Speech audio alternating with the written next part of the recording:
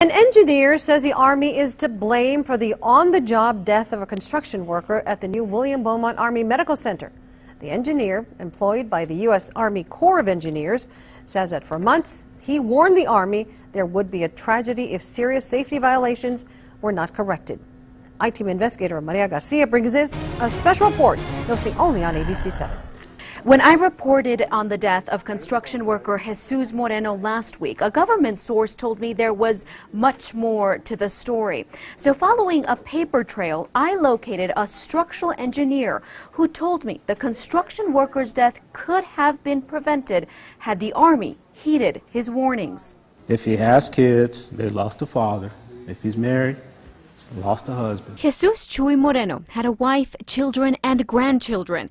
When structural engineer Andrew Wilkerson heard about a fatality at the William Beaumont Army Medical Center project, he says he was not surprised.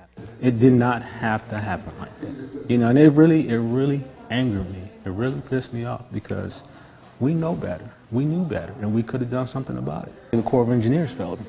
From our perspective, because we're in charge. Wilkerson was in charge of overseeing steel erection at the site for the Corps of Engineers from April to November of last year.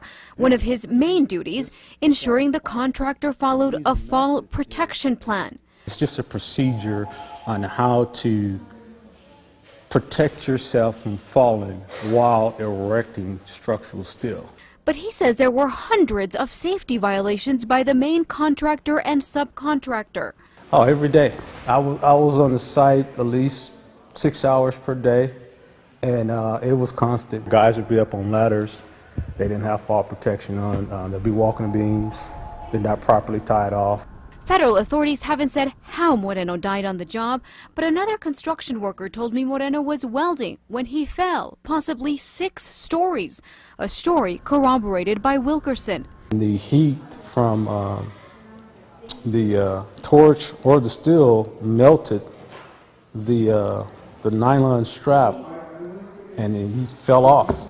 That platform that they were using, that he was standing on to do the welding, was not part of the fall protection plan. It was not an engineered or approved system. Wilkerson's safety concerns are documented in emails with his supervisors. In late October, Wilkerson even wrote up his boss, a Corps of Engineers construction manager, for a safety violation. In the email, Wilkerson wrote, quote, "This is about safety and the intent is to save your life and not to disrespect or make you look bad.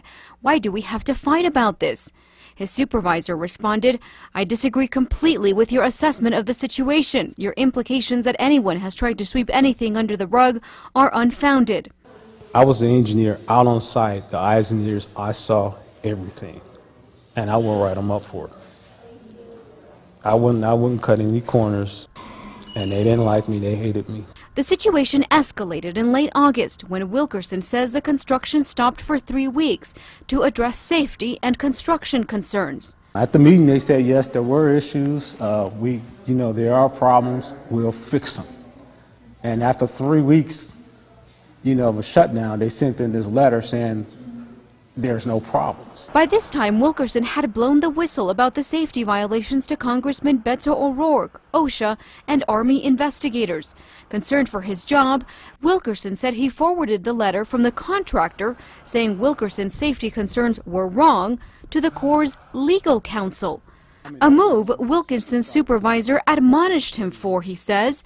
And in November, the Corps of Engineers removed Wilkerson from the project, moving him to a desk job, saying he was insubordinate. They claimed that an order was given not to go up on the decks, and I went up there. I was the one that was unsafe after I exposed all these unsafe issues. That's the price of being a whistleblower. We've confirmed OSHA and the Army's Criminal Investigation Command are investigating Moreno's death and the safety allegations. The Corps of Engineers in a statement told me that they take these allegations very seriously, but added that safety is a responsibility of everyone and that they expect all workers on job sites to follow safety procedures. Tomorrow night, watch part 2 of my investigation. You'll hear why Wilkerson alerted federal authorities to what he calls construction fraud in the nearly $1 billion project. Maria Garcia, ABC 7.